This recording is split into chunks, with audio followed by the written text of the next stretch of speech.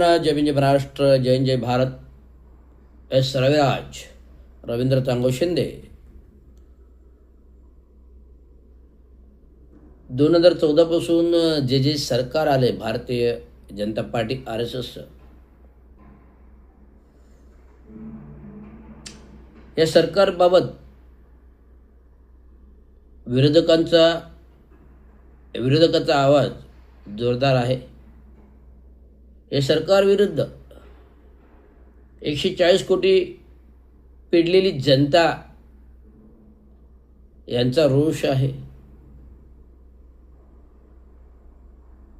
या BJP RSS सरकारपोटी सर्वसामान्य नागरिक, सर्वसामान्य शेतकरी वर्ग, सर्वसामान्य मध्यमवर्गीय, सर्वसामान्य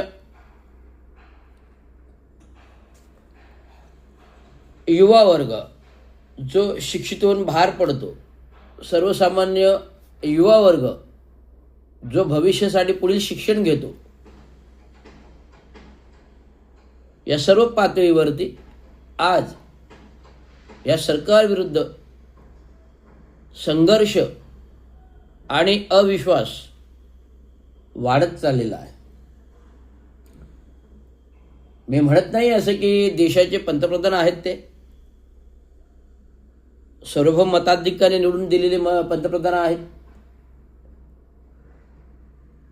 केंद्रातील कॅबिनेट मंत्रिमंडळ आहे, विविध मंत्री आहेत मुख्य.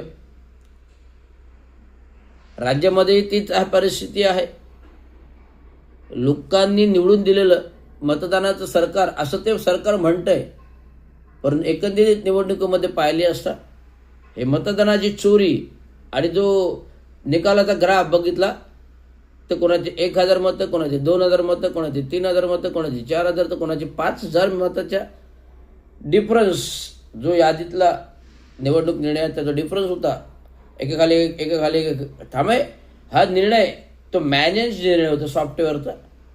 तो सॉफ्टवेअर कमाल होते EVMची, तो मॅनेज निर्णय होता. ॲक्च्युली हे जे फरकवाले दाखवले 1000, 2000, 3000, 4000, 5000 हे जेवढे उमेदवार आमदार म्हणून निवडलेले आहेत विधानसभा, हे सगळे पडलेले आहेत.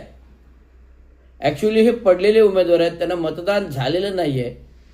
केवळ EVMद्वारे सेटिंग करून त्यांना मॅनेज केलं आणि मॅनेज केल्यामुळे हे सर्व जे आधीचे 40 पक्ष फोडून गेलेले आमदार 40च्या 40 निवडून आले. राष्ट्रवादीचे पण जे आधी पक्ष फोडून गेले 40 आमदार 40च्या 40 निवडून आले ना. असं कधी होणं शक्य आहे का?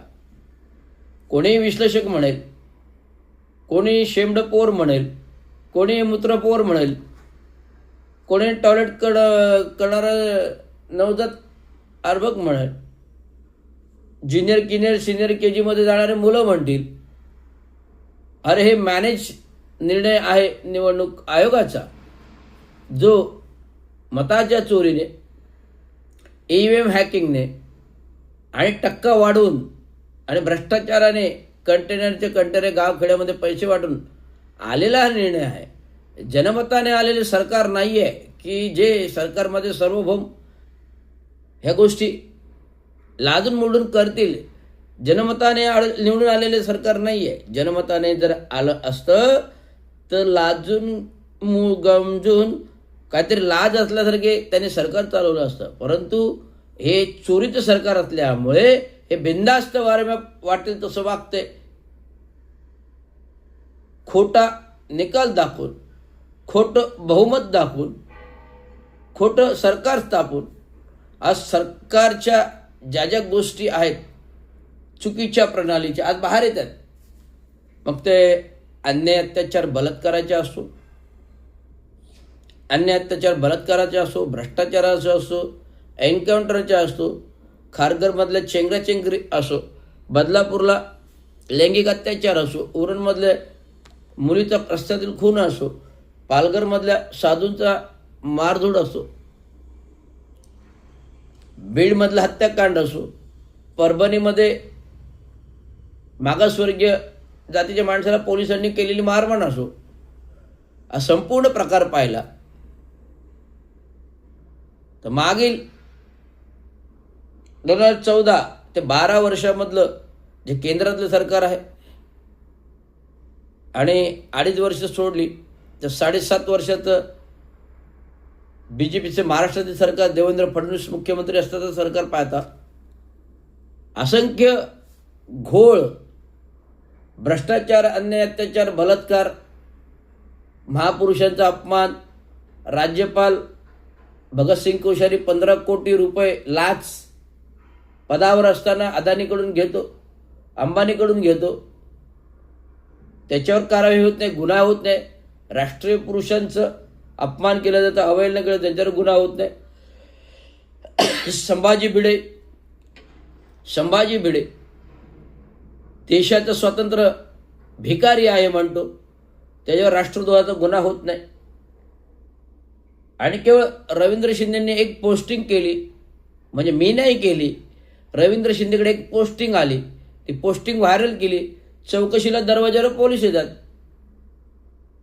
कुठली लोकशाही आहे, हे कुठली घटना आहे असं की या सरकारला वारेमाप काही चुकीच्या गोष्टी कायद्याच्या बाहेर जाऊन करायला परवानगी दिलेली आहे असं नाही ना. संविधान, घटना अशा गोष्टीला बिलकुल समर्थन करत नाही. संविधान आणि घटना अशा गोष्टीचं बिलकुल समर्थन करत नाही. आणि संविधानच्या, घटनांच्या आर्टिकलमध्ये अशा कुठल्या गोष्टी लिखित नाही आहेत की कुठलाही भोंगळ कारभार, कुठलाही भ्रष्टाचाराचा कारभार, कोणी अन्याय अत्याचार, कोणी घटनाबाह्य कारभार करण्यास अनुमती दिलेली नाही.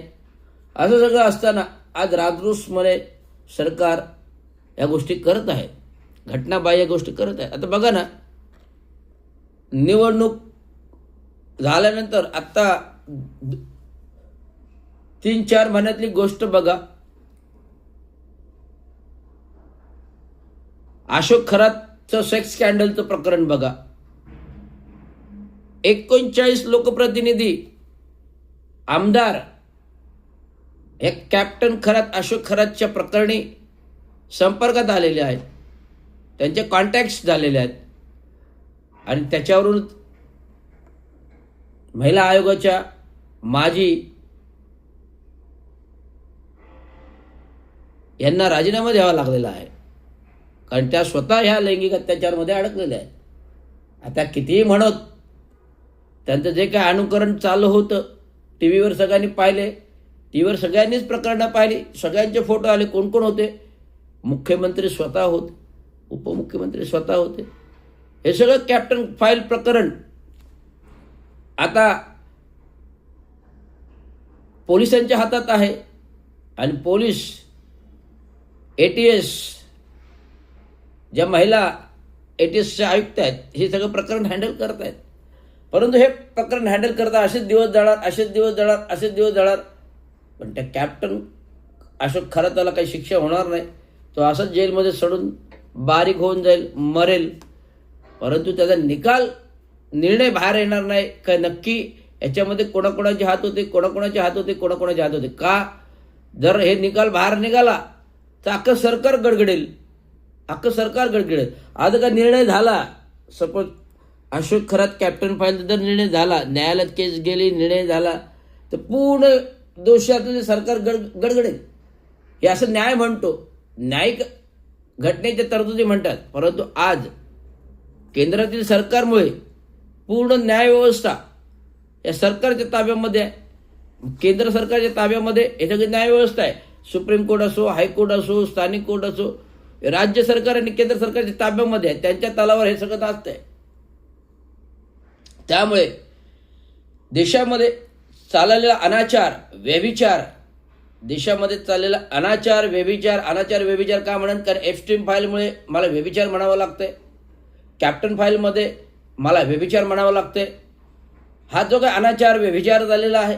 आणि आता जातीमध्ये तणाव, जाती दंगली, आरक्षण, मराठा आरक्षण, आता अधिकाऱ्यांचं, कर्मचाऱ्यांचं सेवेमधील SCचं आरक्षण, प्रमोशनचं आरक्षण आणि उपवर्गीकरण कडे SCचं बाबत सरकार करत असलेली प्रक्रिया. त्यामुळे ह्या सर्व गोष्टी आज महाराष्ट्र बाहेर 40 डिग्री टेम्परेचर आहे. उन्हाचं, सूर्याचं, बाहेर सूर्याचं 40 डिग्री टेम्परेचर आहे, त्याच्यापेक्षा टेम्परेचर आज महाराष्ट्रामध्ये गरम आहे. त्यामुळे अल निनो आल्यामुळे अल निनोचा इफेक्ट जो काय लेअर आहे, ओझोन लेअर, जो काय ओझोन लेअरला मला वाटतं छिद्र जास्त झालेली आहेत. ओझोन लेअरला जास्त छिद्र पडल्यामुळे जास्त सूर्यप्रकाश ते पृथ्वी तलावर येतोय आणि तपते, पृथ्वी तापते आणि पृथ्वी तापते, पाणी तापतं. परंतु तिकडे बर्फ वितळलेला आहे आणि बर्फ वितळल्यामुळे ते कोल्ड ब्लॉक्स आहेत, ते समुद्रात आल्यामुळे बाष्पीभवन झालेलं नाही. कोल्ड ब्लॉक आले, गरमीमध्ये थंड बर्फ आले, वितळले तर तापमान कमी होतं. तापमान कमी झाल्यामुळे समुद्राचं बाष्पीभवन झालेलं नव्हतं, त्यामुळे बाष्पीभवन न झाल्यामुळे अल निनोची परिस्थिती उद्भवली. त्यामुळे पाऊस लांबणीवर राहिलेला आहे. तर हे सगळं अभ्यासपूर्वक गोष्टी मी का सांगतोय, तर आज प्रत्येकाने आपलं आत्मपरीक्षण करायला पाहिजे. कोणी का असं ना, सामान्य नागरिक असो, गोरगरीब नागरिक असो, सुशिक्षित नागरिक असो, मध्यमवर्गीय नागरिक असो, कर्मचारी अधिकारी वर्गाचा वर्ग एकचा नागरिक असो किंवा सरकारमधील आमदार, खासदार, मंत्री, नगर, सगळ्यांनी स्वतःचं आत्मपरीक्षण करा ना, की काय चाललंय, हे खरं आहे का, खोटं आहे का, हे घटनाबाह्य आहे का. स्वतःचं आत्मपरीक्षण करा. हे आपण करतोय, हे घटनाबाह्य आहे का, घटनेचे अनुकरण आहे, हे आत्मपरीक्षण करा. मग जेव्हा तुम्ही आत्मपरीक्षण कराल, आत्मचिंतन कराल, जेव्हा काय त्याला म्हणतात विपश्यना कराल, आत्मपरीक्षण कराल, आत्मचिंतन कराल, विपश्यना कराल, तेव्हा तुम्हाला अंतर्गत मनाला जाण वाढेल, नाही हे गोष्ट आपण करतोय हे चुकीचं आहे, ही गोष्ट करतोय आपण चुकीचं आहे, ही गोष्ट करतोय आपण चुकीचं आहे. हे मी करतो स्वतः, हा मी स्वतःवर प्रयोग करतो विपश्यनाचा, आत्मचिंतनचा, आत्मपरीक्षणाचा. अरे मी काय बोललोय, काय करतोय, मी चुकीचं काय बोललो का, मी चुकीचं काय केलं का, याचं मी स्वतः आत्मपरीक्षण करतो. त्यामुळे मला अंतर्गत बाबा ही चूक आहे नाही आहे बरोबर कळतं, तिथे मी लगेच स्वतःला नियंत्रणीत आणतो. असं प्रकार झालं पाहिजे. 140 कोटी जनतेने झालं पाहिजे. आज राष्ट्रीय योगा दिन आहे. आज आपण देशाच्या पंतप्रधानांनी विविध दिन दिलेत. वृक्ष संवर्धन दिवस आहे, 5 तारखेला झाला, पर्यावरण दिन झाला. आज राष्ट्रीय योग दिन आहे. तर राष्ट्रीय योग दिन काय शिकवतो, नुसतं योगा करायचा, एक दिवस श्वासोश्वास करायचं, दुसऱ्या दिवशी मोकळं व्हायचं, असं नाही ना. ते रोजच करायला पाहिजे. केवळ एक दिवस राष्ट्रीय योगा दिन का, बाकीच्या दिवशी तुम्ही करत नाही का, हा प्रश्न आहे माझा. बाकीच्या दिवशी तुम्ही योगा करत नाही का, बाकीच्या दिवशी तुम्ही व्यायाम करत नाही का, बाकीच्या दिवशी तुम्ही तंदुरुस्त राहण्यासाठी फिटनेसचं वर्कआउट करत नाही का, हा प्रश्न आहे. प्रत्येक भारतीय नागरिकांनी ही गोष्ट केली पाहिजे. केवळ राष्ट्रीय योग दिन करायचा आणि त्या योग दिन दिवशी आमचे मुख्यमंत्री त्या नरिमन पॉईंटच्या चौपाटीवर बसतील आणि योगाचे धडे घेतील, मग ते टी व्हीवर व्हायरल येणार, तेवढंच फक्त बघणार. बाकीचं काय आहे, एरे माझ्या मागल्या, तसं नको व्हायला. म्हणून स्वतःचं आत्मचिंतन करायला पाहिजे, स्वतःचं आत्मपरीक्षण करायला पाहिजे. बाबा मी काय करतोय ते योग्य आहे, योग्य अयोग्य आहे.